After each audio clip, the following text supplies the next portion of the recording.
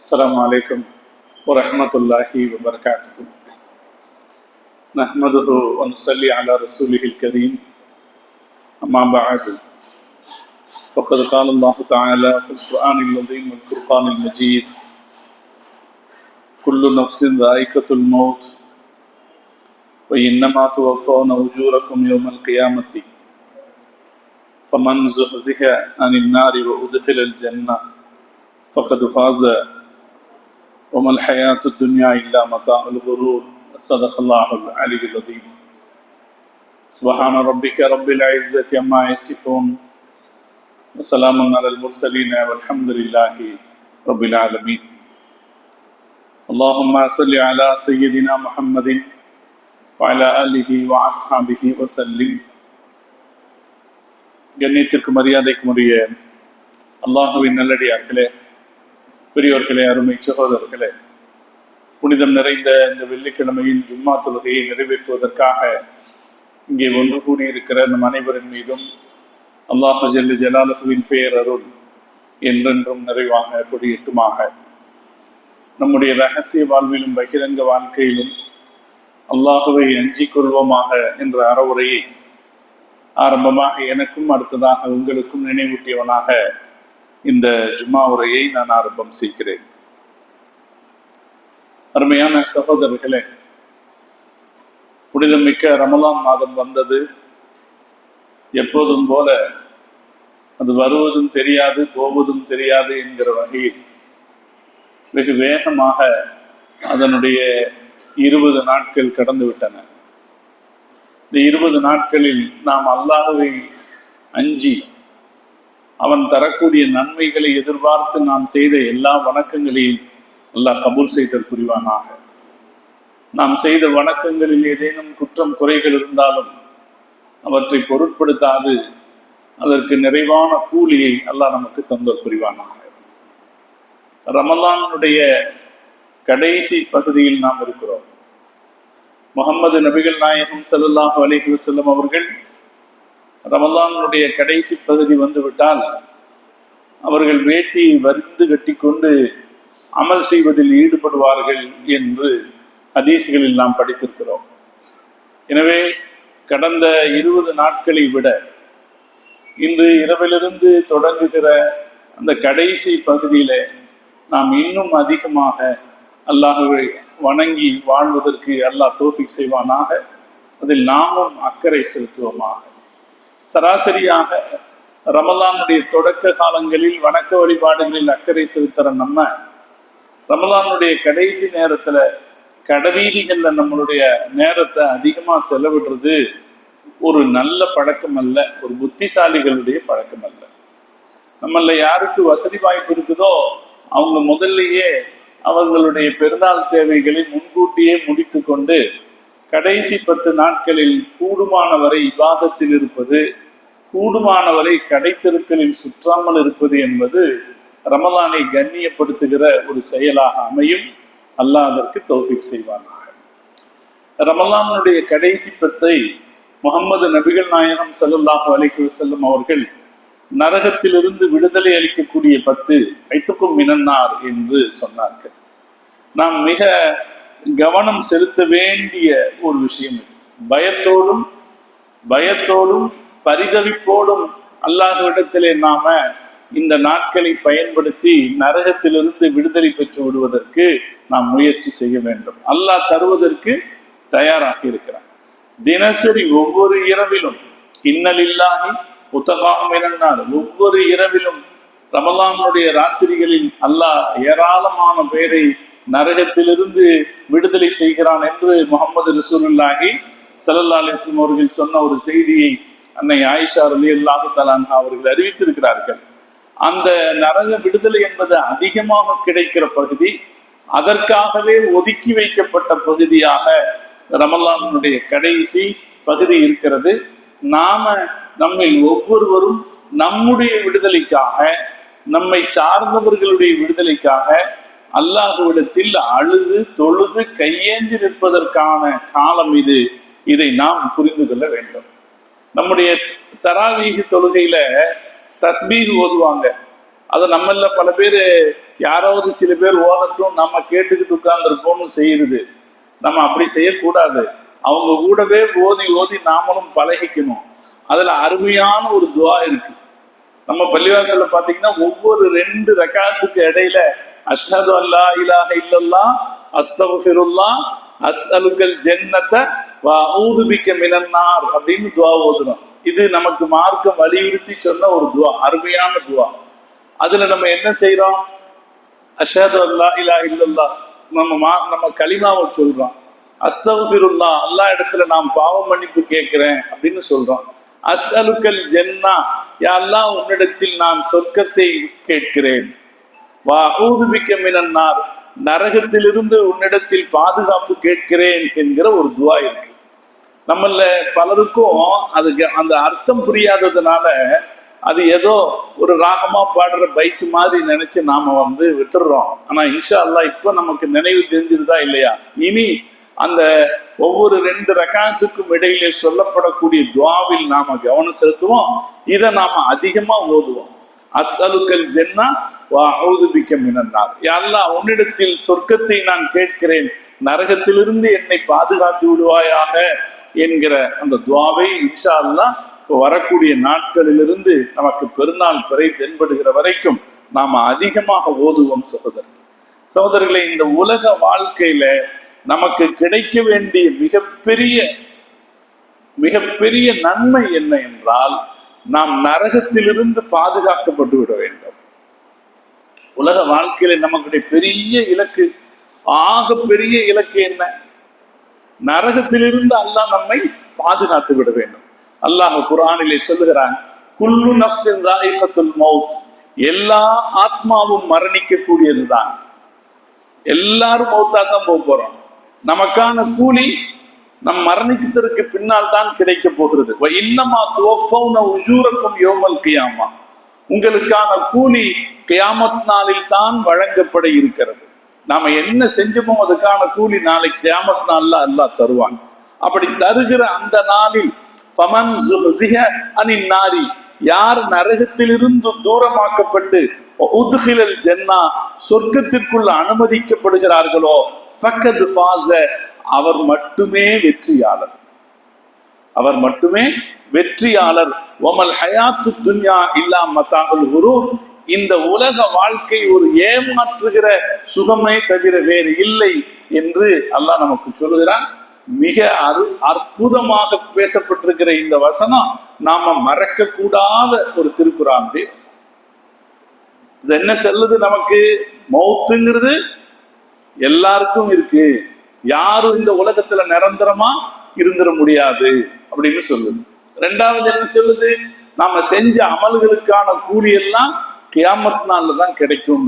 3வது அது சொல்லக்கூடிய கருத்து, நரகத்திலிருந்து பாதுகாக்கப்பட்டு சொர்க்கத்திற்குள்ள அனுமதிக்கப்பட்டால் மட்டும்தான் வெற்றி என்று அந்த வசனம் சொல்லுகிறது.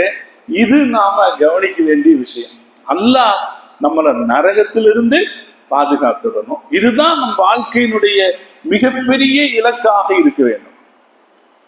நாம சொர்க்கவாசி ஆகாவிட்டால், நம்ம சாதாரணமா நம்ம வழக்கில் சொல்றோமா இல்லையா, நம்ம கதி அதோ கதிதான். சொர்க்கவாசி ஆகலைன்னா, நரகத்திலிருந்து பாதுகாக்கப்பட்டு சொர்க்கவாசி ஆகலைன்னா நம்ம கதி அதோ கதிதான், பரிதாபத்திற்குரியது. நரகம் அப்படிங்கிறது சாமானியமானதல்ல. நரகத்திலிருந்து பாதுகாத்து விடுவாயாகன்னு நம்ம லேசா துவா கேட்டுறோம். ஆனா அப்படி லேசா துவா கேட்கிற அளவுல அது ரொம்ப சாதாரணமான விஷயம் இல்லை, மிக பயங்கரமானது. இப்னுல் கய்யிம் அல் ஜௌஸி ரஹ்மத்துல்லாஹி அலைஹி இந்த நரகத்தினுடைய மொத்த சூழலையும் ஒரு வாசகத்தில் வடிவமைக்கிறார். அல்லாஹ் குர்ஆன்ல நரகத்தை பத்தி என்ன சொன்னா, முஹம்மது ரசூலுல்லாஹி ஸல்லல்லாஹு அலைஹி வஸல்லம் அவங்க நரகத்தை பத்தி என்ன சொன்னாங்க, இந்த செய்தி எல்லாத்தையும் அவர் மொத்தமா வடிவமைக்கிறார். தாருன் கத் ஹுஸ்ஸ அஹ்லுஹா பில் பஆத். அது எப்படி ஒரு இடம்னா, அந்த இடம் எப்படிப்பட்டது அப்படின்னா, இந்த உலகத்துல எந்த அவமரியாதையை நாம் சகித்து கொள்ள முடியாது என்று நினைக்கிறோமோ அந்த அவமரியாதையெல்லாம் அங்க கிடைக்கும். இந்த உலகத்துல நாம எதை சகிச்சுக்க மாட்டோம்? ஒரு நேரம் பசியா இருந்தா கூட சகிச்சுக்குவோம். பட்டினி கிடக்க வேண்டியது வந்தா கூட சகிச்சுக்குவோம். ஆனா யாரும் என்ன செய்ய மாட்டோம், அவமரியாதையை சகிக்க மாட்டோம். எந்த அவமரியாதையை இந்த உலகத்தில் நாம சகித்து கொள்ள முடியாதோ அந்த அவமரியாதைகள் அத்தனையும் அங்கே கிடைக்கும்.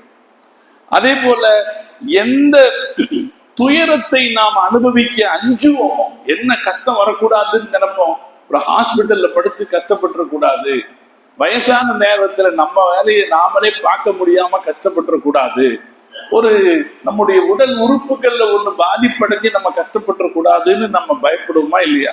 அதெல்லாம் எவ்வளவு பெரிய துயரம், துக்கம். இவற்றை விட மிக கடுமையான துக்கம் அங்க கிடைக்கும். எந்த துயரத்தை நாம் அஞ்சுவோமோ, அச்சப்படுகிற துக்கத்தை எல்லாமே அங்கு கிடைக்கும். அந்த மக்கள் நிராகரிக்கப்பட்ட மக்களாக இருப்பார்கள். நாம இன்னைக்கு உலகத்துல சில பேரை ஒதுக்கி வச்சு இவங்கெல்லாம் ஒதுக்கி வைக்கப்பட்டவங்கன்னு நினைக்கிறோமே, நரகவாசிகள் அப்படி ஒதுக்கி வைக்கப்பட்டவர்களாக இருப்பார்கள். அவர்களுக்கு ஒருபோதும் எதிலும் வெற்றி கிடைக்காது, எதிலும் அவர்களுக்கு வெற்றி கிடைக்காது. நரகத்திற்கு உள்ள போயிட்டு அவ்வளவுதான், தோல்விதான். அதுல ஜெயிக்கலாம்ங்கிறது எந்த இடத்திலும் நடக்காது. மலைகளை விட கனமான சம்மட்டிகளால் அவர்கள் அடிக்கப்படுவார்கள். அங்க வெறும் நமக்கு நரகத்துல வெறும் நெருப்பு மட்டும் இல்லை, சம்மட்டிகளால் அவர்கள் அடிக்கப்படுவார்கள். அந்த சம்மட்டிகள் எப்படி இருக்கும்னு ஹதீசுகள்ல வந்திருக்கு. மலைகளை விட கனமான சம்மட்டிகளால் அடிக்கப்படுவார்கள். அங்கும் இங்கும் அலைகெடுக்கப்படுவார்கள், துரத்தப்படுவார்கள். இங்கிருந்து அங்கு, அங்கிருந்து இங்கே என்று துரத்தப்படுவார்கள். எப்படி மிக வறிய சாமானிய மக்கள் இப்ப யுத்த களங்களில் சிக்கி கொண்டிருக்கிற மக்கள் எப்படி இந்த இடத்துல இருந்து அந்த அங்க, இங்கிருந்து அங்க ஓடும்படி துரத்தப்படுகிறார்களோ அப்படி நரகவாசிகள் துரத்தப்படுவார்கள். எப்போதும் கவலையாகவே இருப்பார்கள்.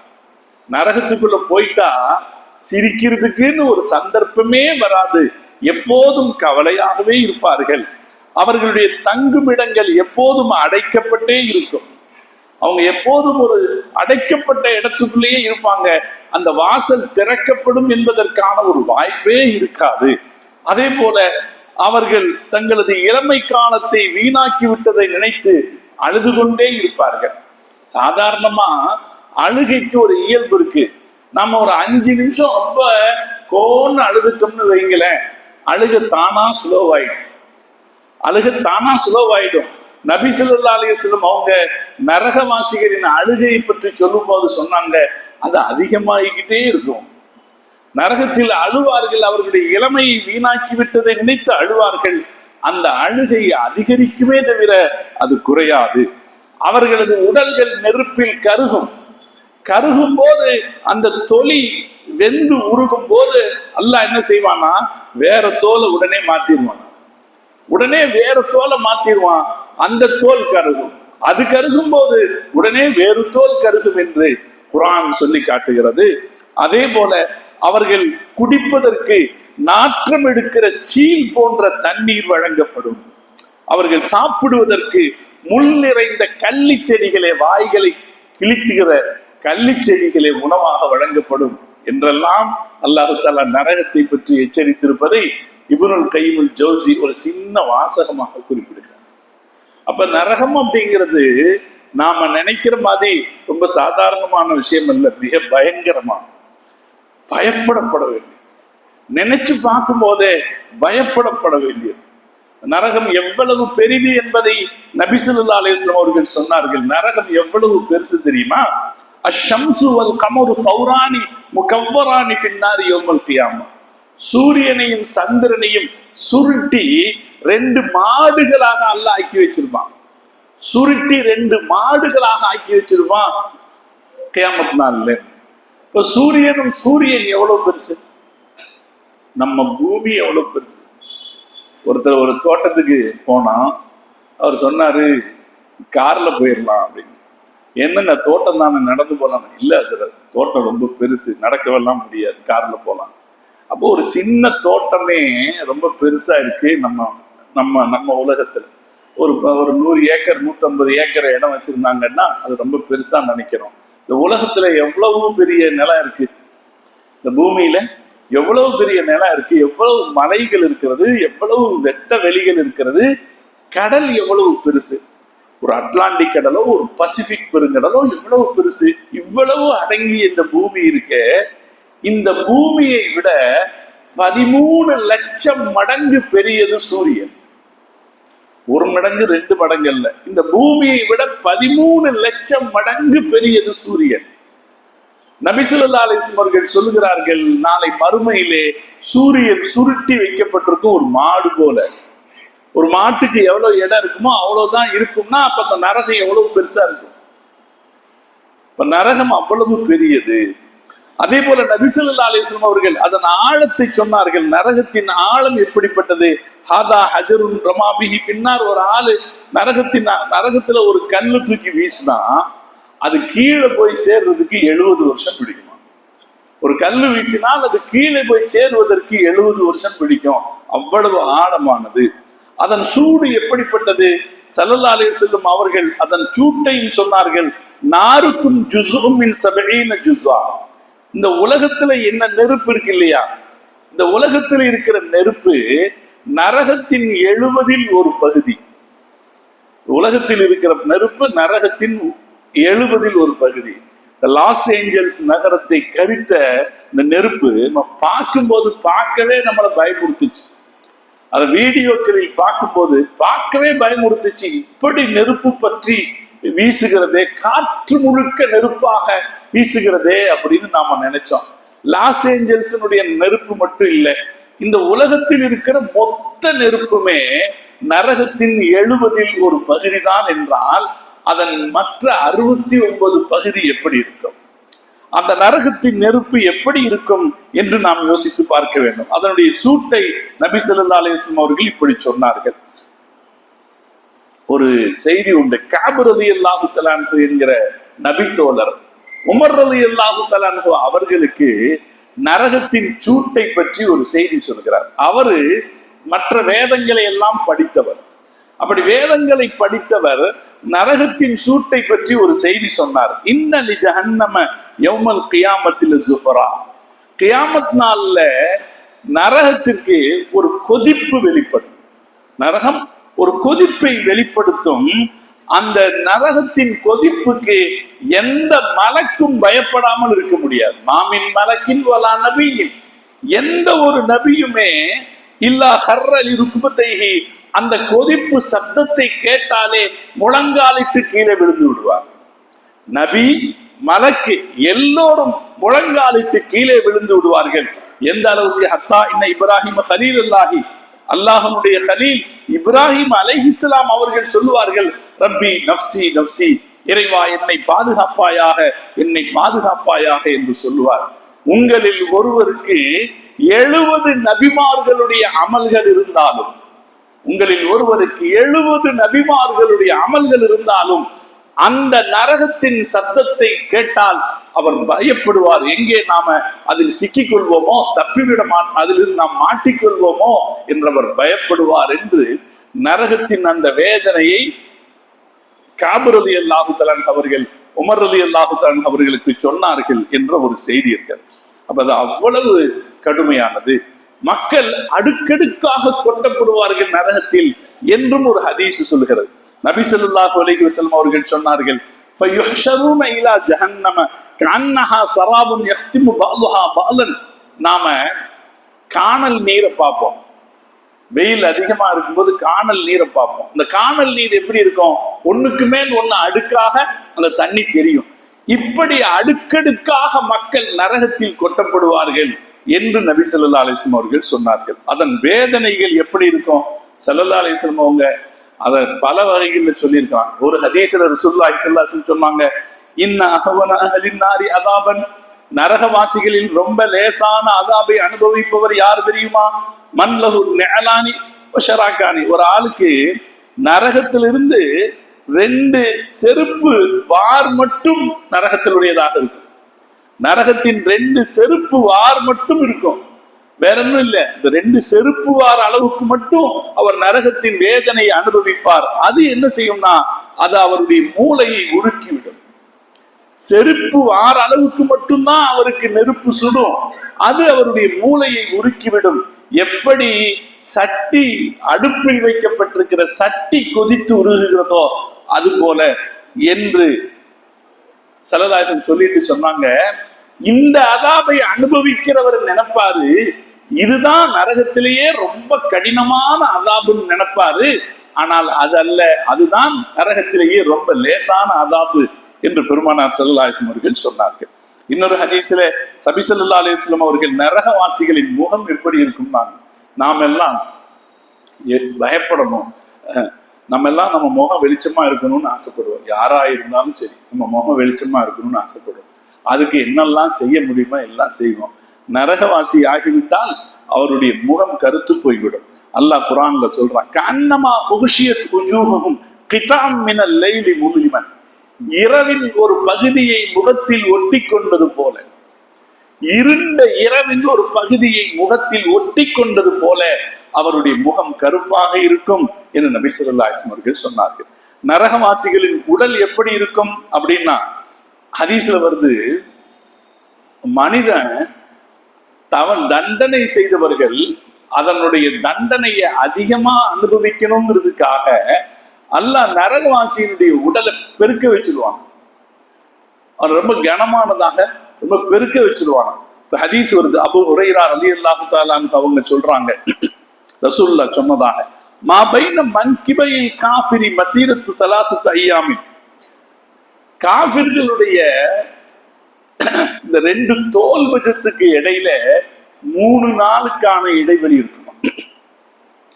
காஃபிர்களுடைய 2 தோல் பஜத்துக்கு இடையில 3 நாளுக்கான இடைவெளி இருக்குமா. அப்படின்னா ஒரு ஆள் அவ்வளவு தூரம் நடந்து போலாம். வேகமாக பயணிக்கிற ஒருத்தன் 3 நாள் நடக்க முடிகிற அளவுக்கு அவனுடைய 2 தோல் புஜத்துக்கு இடையில் இருக்கிற இடைவெளி அதிகமா இருக்கும்னா என்ன அர்த்தம்? ரொம்ப பெரிய மோட்டாவான கனமான குண்டான ஆள் ஆயிடுவான். எதுக்காக? அவன் அனுபவிக்கிற வேதனை அதிகமாக இருக்க வேண்டும் என்பதற்காக நரகவாசிகளுடைய உடல்கள் பெருக்க வைக்கப்படும் என்று நபி ஸல்லல்லாஹு அலைஹி வஸல்லம் அவர்கள் சொன்னார்கள். அப்ப இந்த உடல் இப்படி பெருக்க வைக்கப்படுது. உடலின் தடிப்பும் எந்த அளவுக்கு இருக்கும் அதையும் ஸல்லல்லாஹு அலைஹி வஸல்லம் அவர்கள் சொன்னார்கள். இன்ன கிலத ஜில்தல் காஃபிரி இத்னானி வ அர்பஊன திரான், காஃபிர்களுடைய தோலினுடைய அளவு 42 முழம் இருக்கும். 42 முழம். நமக்கு இப்ப எல்லாம் நம்ம தோல் எவ்வளவு இருக்கும், எத்தனை இன்ச்சு இருக்கும்? 1 இன்ச்சு இருந்தா 1 இன்ச்சு கூட இருக்காது. நம்ம ரொம்ப சின்னதா நம்முடைய தோல் இருக்கு. கியாமத் நாள்ல காஃபிர்கள் நரகவாசிகளுடைய தோல் 42 முழம் இருக்கும். அவர்களுடைய பற்கள் அவர்களுடைய பற்கள் உஹது மலை அளவுக்கு இருக்கும். பற்கள் உஹது மலை அளவு. உஹது மலைன்னா அதை பார்க்காதவங்களுக்கு உஹது மலை எவ்வளவு பெருசா இருக்குன்னு சொல்ல முடியாது. உஹது மலை 1077 மீட்டர் இருக்கு. 1077 மீட்டர் இருக்கு உஹது மலை. அவர்களுடைய பற்கள் உஹது மலை அளவு இருக்கும். இன்ன மஜ்லிஸஹு மின் ஜஹன்னம கமா பைன மக்கத்த வல் மதீனா, அவர்கள் உட்கார்ந்து இருக்கிற இடம், ஒரு ஆள் உட்கார்ந்து இருக்கிற இடம் நரகத்துல எந்த அளவுக்கு இருக்கும்னா மக்காவுக்கும் மதீனாவுக்கும் இடையில் இருக்கிற தூரம் இருக்கும் என்று நபி ஸல்லல்லாஹு அலைஹி வஸல்லம் சொன்னார்கள். மக்காவுக்கும் மதீனாவுக்கு இடையில 480 கிலோமீட்டர் இடைவெளி இருக்கு. அப்ப இந்த வேதனையின் கடுமையை நபி ஸல்லல்லாஹு அலைஹி வஸல்லம் அவர்களால் முடிந்த வார்த்தைகளால் நமக்கு சொல்லி இருக்கிறார்கள். அவைகளை சிந்திச்சு பார்க்கும் போதே பயமா, அவங்க பல்லு இப்படி இருக்கும், அவங்களுடைய உடம்பு இப்படி இருக்கும், உடல் இருக்கிற தோல் இப்படி இருக்கும். ஸல்லல்லாஹு அலைஹி வஸல்லம் அவர்களுக்கான உணவை பற்றி அல்லாஹ் குர்ஆனிலே சொல்கிறான். நரகவாசிகளின் உணவை பற்றி அல்லாஹ் சொல்கிறான், இன்ன ஷஜரத்த ஸகூமி தஆமுல் அஸீம், கள்ளி செடிகள் தான் குற்றவாளிகளின் உணவாக இருக்கும்.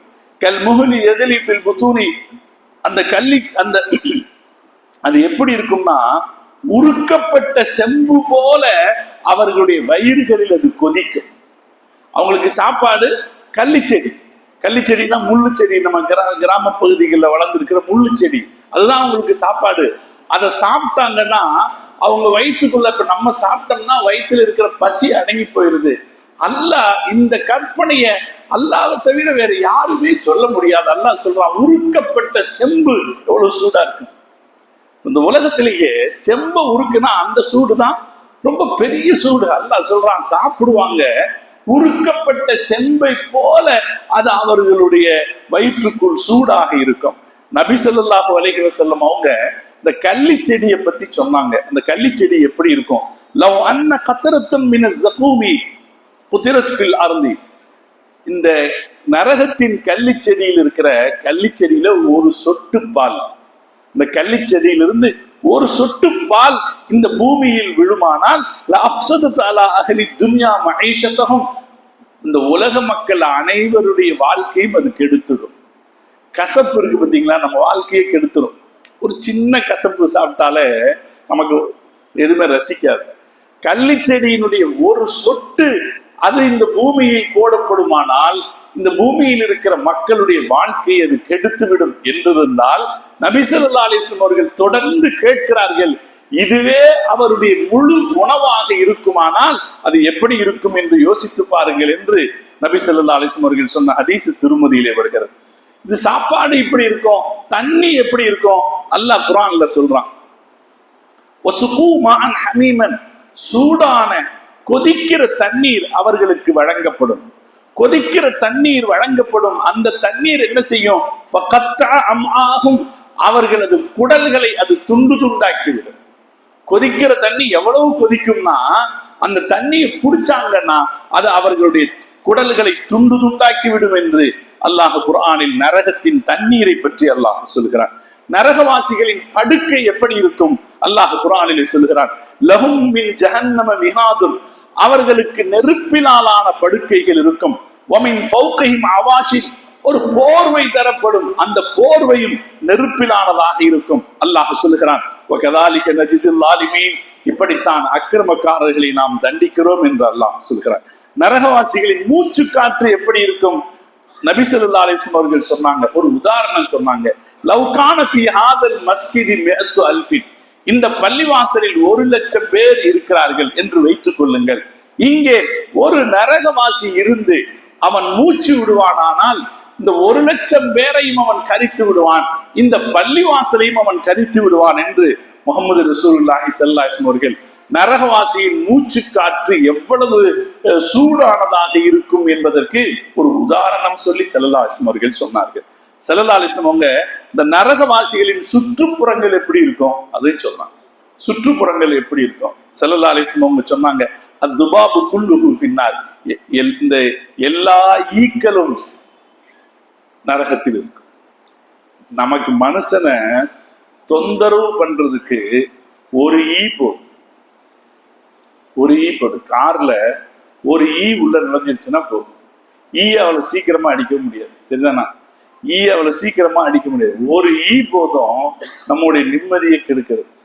ஸல்லல்லாஹு அலைஹி வஸல்லம் சொல்றாங்க, அது முழுக்க ஈக்கள் நிரம்பியதாக இருக்கும். அதற்கு அடுத்து ஸல்லல்லாஹு அலைஹி வஸல்லம் அவங்க இன்னொரு செய்தியை சொன்னாங்க, இன்ன ஃபின்னாரி ஹய்யாத்தின் கஅம்சாலி ஆனாக்கில் புகுத்தி, அங்கே நிறைய பாம்புகள் இருக்கும். அந்த பாம்புகள் எந்த அளவுக்கு இருக்கும்னா காட்டு மாடுகளின் கழுத்தின் அளவுக்கு பாம்புகள், காட்டு மாடுகளின் கழுத்துகளின் அளவுக்கு பாம்புகள் இருக்கும். கோவேறு கழுதைகளின் அளவுக்கு தேள்கள் இருக்கும். அவை ஒரு தடவை கொட்டினால் அந்த கடுப்பு நீங்க 70 ஆண்டுகள் ஆகும் என்று நபி ஸல்லல்லாஹு அலைஹி வஸல்லம் அவர்கள் சொன்னார். அந்த இடம் எப்படி இருக்கும்? சுற்றுப்புறம் எப்படி இருக்கும்? எல்லா பக்கமும் ஒரே ஈயா இருக்கும். ஈ மட்டும் அல்ல, விஷ ஜந்துக்கள் சூழ்ந்து இருக்கும். அந்த விஷ ஜந்துக்களும் எப்படி இருக்கும்? நம்ம உலகத்துல பார்த்தது மாதிரி இருக்காது. காட்டு மாட்டின் கழுத்தின் அளவுக்கு பாம்புகளும் கோவேறு கழுதைகளின் அளவுக்கு தேள்களும் இருக்கும். அவை ஒரு தடவை கொட்டினால் 70 ஆண்டுகள் அதனுடைய கடுப்பு தீராது என்று நபி ஸல்லல்லாஹு அலைஹி வஸல்லம் அவர்கள் சொன்னார். இவ்வளவு கடுமையாக இன்னும் கடுமை இருக்கு. நான் கொஞ்சம் கம்மியா எடுத்துட்டேன். அவ்வளவு தூரம் ஹதீசுகளிலும் அதே போல அல்லாஹ்வுடைய திருக்குர்ஆனுடைய வசனங்களிலும் நரகத்தின் கடுமை நமக்கு எச்சரிக்கப்பட்டிருக்கிறது. அது அரபியில் இருக்கிறதுனாலே நாம் அதை புரியாமல் இருக்கிறோம். பல நேரங்களில் குர்ஆனுடைய வசனங்கள் அதை சொல்லுகிற போது நாம் அதை கேட்டுவிட்டு போய்விடுகிறோம். அரபியில் இருக்கிறதுனாலே அது நமக்கு புரியாமல் இருக்கிறது. ஆனால் அந்த வசனங்களை கேட்கிற போது, அது தருகிற செய்திகளை படிக்கிற போது நாம பயப்படாமல் இருக்க முடியாது. அவ்வளவு கடுமையான தண்டனை நரகத்தினுடைய தண்டனை. இந்த தண்டனை முதலில் அனுபவிப்பவர்கள் யாராக இருப்பார்கள்? முஹம்மது ரசூலுல்லாஹி ஸல்லல்லாஹு அலைஹி வஸல்லம் சொன்னாங்க, நரகத்தின் முதல் தண்டனை யாருக்கு கிடைக்கும்? யார் புகழுக்காக காரியம் செய்கிறார்களோ அவர்களுக்கு கிடைக்கும் என்று நபி ஸல்லல்லாஹு அலைஹி வஸல்லம் அவர்கள் சொன்னார்கள். அபூ ஹுரைரா ரலியல்லாஹு தஆலா அன்ஹு அவர்கள் அறிவிக்கிற ஒரு ஹதீஸ் இருக்கிறது, இன்னல்லாஹ இதா கான யௌமல் கியாமத்தி யன்ஸிலு இல் இபாதி, அல்லாஹ் தஆலா கியாமத் நாள்ல முதல்ல வருவான். வந்து 3 பேற்றுக்கு இடையிலே அல்லாஹு தாலா தீர்ப்பு சொல்லுவான். அதில் முதல் தீர்ப்பு யாருக்குன்னா, முதல் விசாரிக்கப்படுகிறவன் குர்ஆனை மனனம் செய்தவன், குர்ஆனை படித்தறிந்த ஆலிம் முதலில் விசாரிக்கப்படுவார். நீ என்ன செய்தாய் என்று அல்லாஹ் கேட்பான். யா அல்லாஹ், நீ உன்னுடைய குர்ஆனை எனக்கு கொடுத்திருந்தாய், நான் அதை அழகாக ஓதினேன், ஊர் மக்களுக்கெல்லாம் அந்த குர்ஆனை எடுத்து சொன்னேன் என்று அவர் சொல்லுவார். இப்ப அல்லாஹ் சொல்லுவான், அதற்காகவா நீ குர்ஆனை ஓதினாய்? மக்கள் எல்லோரும் உன்னை காரி என்று பாராட்டுவதற்காக நீ குர்ஆனை ஓதினாய், மக்களுடைய புகழ் பெறுவதற்காகவே நீ செய்தாய் என்று அல்லாஹ் சொல்லுவான். அதற்கு அடுத்து அல்லாஹ் ஒருவரை அழைப்பான். அவர் யார் என்றால், அல்லாஹ்வுடைய பாதையிலே ஷஹீதான ஒரு மனிதர், ரஜ்ஜுலுன் குத்தில ஃபீ சபீலில்லாஹ், அல்லாஹ்வுடைய பாதையில் ஷஹீதானவரை அல்லாஹ் அழைப்பான். நீ என்ன செய்தாய் என்று அல்லாஹ் கேட்பான். அவர் சொல்லுவார், யா அல்லாஹ், உனக்கே தெரியுமே, நான் உன்னுடைய பாதையில் ஷஹீதானவர் என்று சொல்லுவார். அல்லாஹ் சொல்லுவான், நீ ஷஹீதானாய், எதற்காக ஷஹீதானாய்? ஊர் மக்கள் உன்னை போராளி என்று பாராட்ட வேண்டும், நீ போராளி என்று பெயர் பெற வேண்டும் என்பதற்காக ஷஹீதானாய் என்று அல்லாஹ் சொல்லுவான். மூன்றாவதாக ஒரு மனிதர் அழைத்து வரப்படுவார். அவர் நிறைய காசு பணம் வைத்திருந்தவர். அவரிடத்தில் அல்லாஹ் கேட்பான், நீ என்ன செய்தாய்? அவர் சொல்லுவார், யா அல்லாஹ், நீ உனக்கே தெரியாதா, நான் இவ்வளவு தான தர்மங்களை செய்திருக்கிறேன், உனக்கே தெரியாதா என்று அவர் கேட்பார். அல்லாஹ் சொல்லுவான், நீ செய்தாய்தான், ஆனால் எதற்காக செய்தார்? ஊர் மக்கள் உன்னை வள்ளல் என்று பாராட்ட வேண்டும் என்பதற்காக செய்தாய் என்று சொல்லிவிட்டு, இந்த 3 பேரை வைத்துத்தான் நரகம், அது இந்த 3 பேரையும் விறகாக வைத்துத்தான் நரகம் மூட்டப்படும் என்று முஹம்மது ரசூலுல்லாஹி ஸல்லல்லாஹு அலைஹி வஸல்லம் அவர்கள் சொன்னார். இது நமக்கு தருகிற செய்தி என்னன்னா, வாழ்க்கையில நரகத்தை பயந்து அல்லாஹ் இடத்துல துஆ கேட்கணும், அல்லாஹ் இடத்துல துஆ கேட்கணும். இனி நாம அல்லாஹ் இடத்துல, யா அல்லாஹ், என்ன நரகத்திலிருந்து காப்பாத்துன்னு துஆ கேட்காம இருக்க கூடாது. ஏன்னா நரகம் அவ்வளவு பயங்கரமான, அவ்வளவு பயங்கரமான, அது சகித்து கொள்ளக்கூடியதல்ல. நம்முடைய கற்பனையிலே அதை அலட்சியப்படுத்த முடிகிற ஒரு விஷயம் அல்ல. நம்ம உலகத்துல நம்முடைய பிரதான இலக்கு என்னவாக இருக்கணும்? எப்படியாவது நரகத்திலிருந்து தப்பிச்சுக்கணும். அதற்காக கேட்பதற்கான துஆ கேட்பதற்கான நேரம் தான் இந்த ரமலானுடைய கடைசி நேரம். எனவே இதுல நாம நிறைய துஆ கேட்கிறோம். நான் சொன்னது போல, அஷ்ஹது அல்லா இலாஹ இல்லல்லாஹ், அஸ்தக்ஃபிருல்லாஹ், அஸ்அலுக்கல் ஜன்னah வ அஊது பிக்க மினன் நார். இது தெரியலாட்டி நம்ம தமிழ்லயே கேட்டுக்குவோம், யா அல்லாஹ், நான் உன்னை ஈமான் கொண்டிருக்கிறேன், நான் உன்னிடத்துல பாவ மன்னிப்பு கேட்கிறேன், எனக்கு நீ சொர்க்கத்தை தருவாயாக, நரகத்திலிருந்து என்னை பாதுகாத்து விடுவாயாக என்ற துஆவை நாம் அதிகமா கேட்போம். கேட்கிற போது இந்த நரகத்தின் வேதனை எப்படி இருக்கும் என்பதை நாம புரிஞ்சுக்கோம். இன்னைக்கு நம்ம அனுபவிக்கிற சுகங்கள் எப்படி இருக்கிறது? கொஞ்ச நேரம் நம்மால ஏசி இல்லாம இருக்க முடியுதா? நல்ல சாப்பாடு இல்லாம இருக்க முடியுதா? ஒரு காலத்துல பிரியாணி என்பது பெருநாளுக்கான உணவாக இருந்தது. இன்னைக்கு தினசரி வகை வகையான பிரியாணி சாப்பிடுகிற பழக்கம் இருக்கு. ருசிங்கிறது ரொம்ப பெரிய விஷயமா இருக்கு. அந்த ஆயத்தை படிக்கும்போது கண்ணுல தண்ணி வந்துருது. இன்ன ஷஜரத்து ஜக்கூம், நீங்கள் சாப்பிடுவது கள்ளிச்செடியாக இருக்கும், நீங்கள் சாப்பிடுவது கள்ளிச்செடியாக இருக்கும். அந்த கள்ளிச்செடி உருக்கப்பட்ட செம்பை போல அது வயிற்றில் அது கொதிக்கும் அப்படின்னு சொன்னா, அதை நினைச்சு பார்க்கறது எவ்வளவு கஷ்டமா இருக்கு. எனவே நரகம் இவ்வளவு கடுமையானது என்பதை தெரிந்து அல்லாஹ்விடத்திலே அதிலிருந்து நாம பாதுகாப்பு கேட்கணும். சில செயல்கள் நரகத்திற்கு கொண்டு போய் சேர்க்கும் என்று நபி ஸல்லல்லாஹு அலைஹி வஸல்லம் அவர்கள் குறிப்பிட்டு சொன்ன செயல்கள் இருக்கிறது. அந்த தீமைகளிலிருந்து நாம் விலகி கொள்ள வேண்டும். நபி ஸல்லல்லாஹு அலைஹி வஸல்லம் அவர்கள் நரகத்திற்கான தண்டனையை பற்றி, நரகத்திற்கு கொண்டு செல்கிற நிரந்தரமா நரகத்தில் இருக்க வைக்கிறது ஷிர்க். அல்லாஹ் குர்ஆன்ல சொல்றான், இன்னஹு மன் யுஷ்ரிக் பில்லாஹி, யார் அல்லாஹ்வுக்கு இணை வைக்கிறார்களோ, ஃபகத் ஹர்ரமல்லாஹு அலைஹில் ஜன்னah, அல்லாஹ் அவர்களுக்கு சொர்க்கத்தை ஹராமாக்கி விடுகிறான். வமஅவாஹுன் நார், அவர்களது தங்குமிடம் நரகம்தான் என்று அல்லாஹ்வுக்கு இணை வைக்கிற, அல்லாஹ் ஒரு கடவுளாக அல்லாஹ்வை போல் வேறு எதையும் கருதுவது ஷிர்க் வைக்கிற காரியம். வாழ்க்கையில இந்த ஷிர்க் எந்த நிலையிலும் வந்துவிடக்கூடாது. ஷிர்க் வந்துட்டா நரகத்திலிருந்து தப்பிக்கவே முடியாது, நிரந்தர நரகம். 2வது ஒரு முக்கிய காரியம் குஃப்ர். குஃப்ர்னா என்ன? எதையெல்லாம் நாம நம்ப வேண்டுமோ அந்த நம்ப வேண்டிய விஷயங்களை நிராகரிக்கிறது. நாம யாரை நம்பணும்? மறுமையினால நம்பணும், மறுமையினால நிராகரிக்கிறது. மலக்குகளை நம்பணும், வேதங்களை நம்பணும், நாளை மறுமையில் அல்லாஹ் கேள்வி கேட்பான் நம்பணும், மீசானை நம்பணும், சிராத்தை நம்பணும், சொர்க்கத்தை நம்பணும், நரகத்தை நம்பணும்னு இருக்கு இல்லையா? இந்த நம்ப வேண்டிய ஈமானிய காரியங்களை நம்பாமல் போனால் அது குஃப்ரு. இந்த ஷிர்க்கும் குஃபுரும் நிரந்தரமாக நரகத்தில் நம்மை தள்ளிவிடக்கூடியவை. அல்லாஹ் பாதுகாத்தல் புரிவானாக. நாம இஹ்தின ஸிராத்தல் முஸ்தகீம், இஹ்தின ஸிராத்தல் முஸ்தகீம்னு தொழுகையில ஒவ்வொரு தடவையும் கேட்கிறோம். அது கேட்கறதுடைய அர்த்தம் என்ன?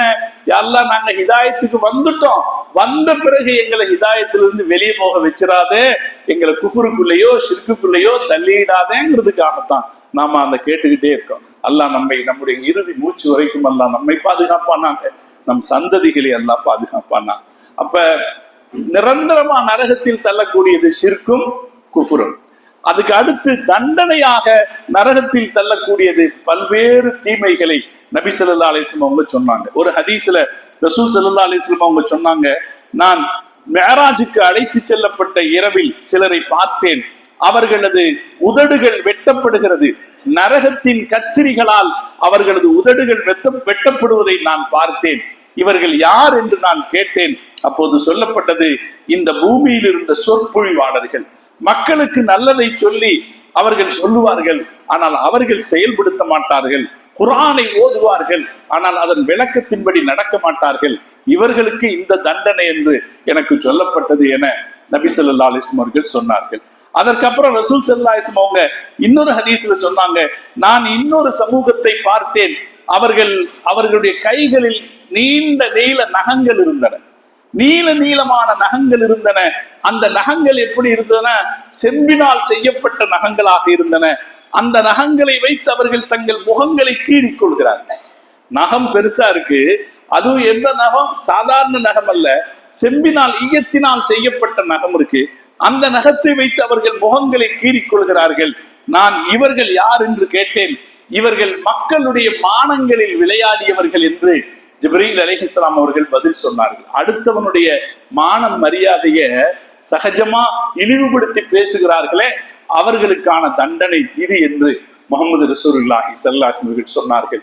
இந்த வழக்கத்தை நாம விட்டுருவோம். என்ன ஹதீஸுகள்ல செய்தி இருக்கோ, நரகத்தின் தண்டனைகளை பற்றி எச்சரிக்கப்படுதோ, குறைஞ்சபட்சம் அந்த வேலைகளை நாம செய்யாமல் தவிர்த்து கொள்வோம். அல்லாஹ் பாதுகாப்பானாக.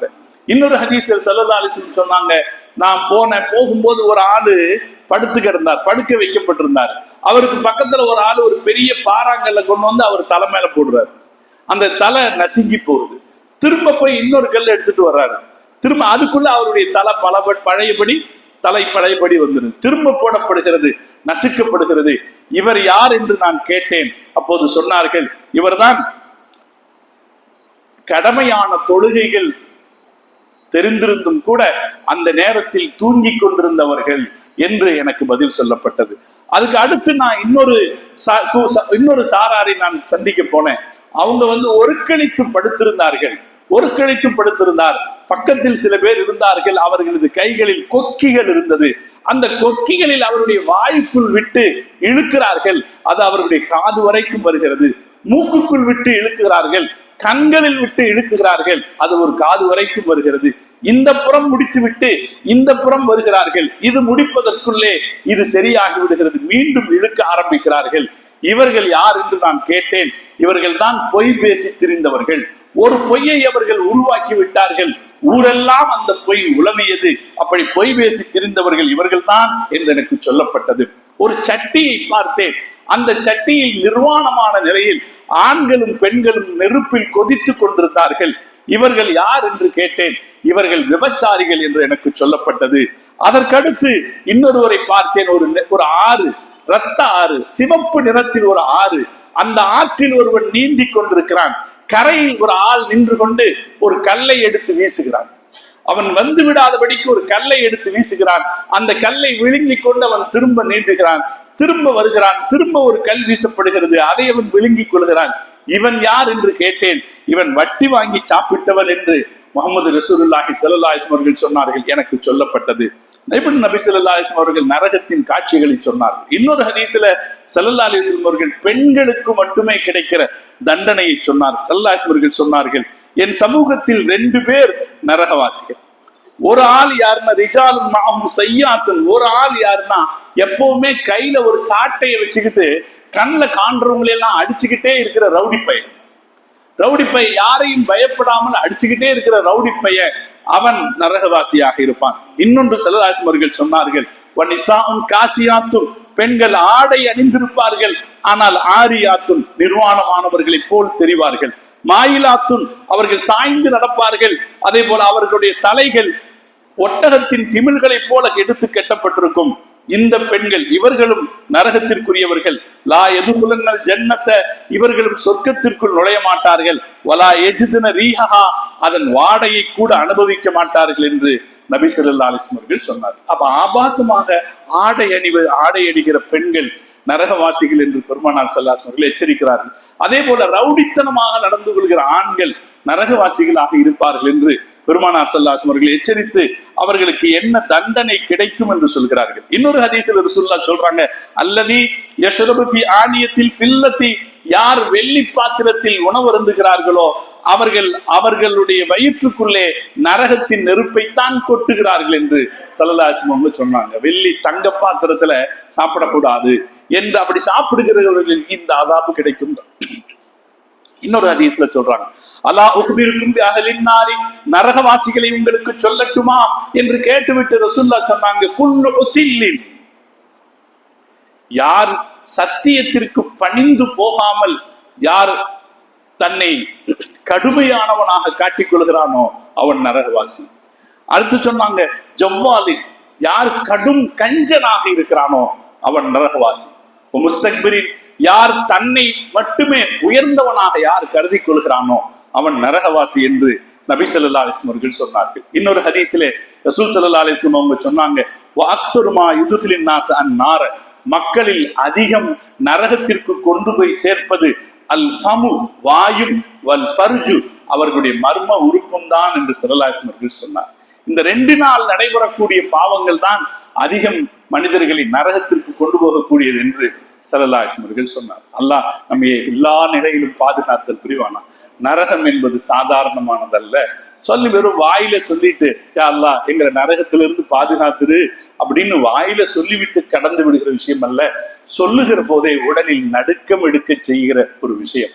அதில் கிடைக்கக்கூடிய வேதனைகள் அப்படிப்பட்டது, அங்கு ஏற்படக்கூடிய அவமரியாதை அப்படிப்பட்டது, அங்கு ஏற்படக்கூடிய நிராகரிப்பு அப்படிப்பட்டது.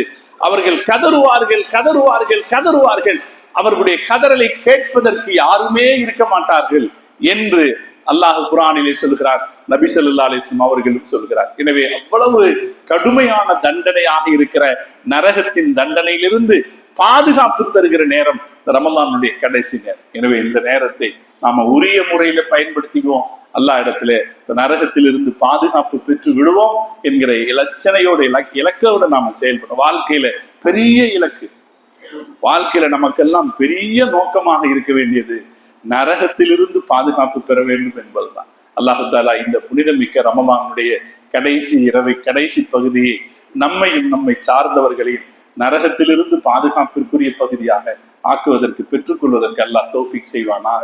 நாமும் அச்சத்தோடும் கவலையோடும் இதிலிருந்து பாதுகாப்பு கிடைக்க வேண்டும் அப்படின்னு துஆ செய்வோம். நம்முடைய கவலைகளுக்கு அல்லாஹ் கனிந்து விடுவான், சந்தேகமே. நம்முடைய கவலைக்கும் கண்ணீருக்கும் அல்லாஹ் கனிந்து விடுவான், சந்தேகமே இல்லை. உள்ளத்தின் அடி ஆழத்திலிருந்து ஒரு விம்மல், உள்ளத்தின் அடியாளத்திலிருந்து ஒரு விம்மல், கண்களிலிருந்து ஒரு 2 சொட்டு கண்ணீர் வந்து விடுமானால் நிச்சயம் அல்லாஹ் தஆலா கனிந்துருகி நமக்குரிய அந்த நன்மையை தந்துவிடக்கூடியவன், நமக்கு சொர்க்கத்தை தந்துவிடக்கூடியவன். எனவே இந்த ரமலானுடைய கடைசி பகுதி நரகத்திலிருந்து விடுதலை தரக்கூடிய பகுதி. அதை நாம நினைச்சு துஆ கேட்போம். எப்பவுமே நம்ம ஓதுற துஆ, ரப்பனா ஆத்தினா ஃபித் துன்யா ஹஸனத்தன் வஃபில் ஆখিরাতি ஹஸனத்தன் அப்படின்னு ஓதிட்டு கடைசியா நம்ம என்ன கேட்கிறோம்? வகினா அதாபன் நார், நரகத்திலிருந்து எங்களை பாதுகாத்து விடுவாயாகன்னு கேட்கிறோம். எல்லாரும் நம்ம எப்பவுமே இந்த துஆவை ஓத தவறுறது இல்லை. ரப்பனா ஆத்தினா, அதுல கடைசியில் என்ன இருக்கு? வகினா அதாபன் நார். அந்த அதாபன்னா வகினா அதாபன் நார் என்ற வார்த்தையை சொல்லுகிற போது நரகத்தை பற்றி இந்த செய்திகள் நம்மை வந்து நம்முடைய இதயத்தை நடுங்க செய்ய வேண்டும். அல்லாஹ் அப்படி நடுங்கி வாழ்கிற ஒரு தௌஃபீக்கை அல்லாஹ் நம் அனைவருக்கும் தந்தல் புரிவானாக என்று துஆ செய்து நிறைகிறேன். வாஹிரு தஅவானா அல்ஹம்துலில்லாஹி ரப்பில் ஆலமீன்.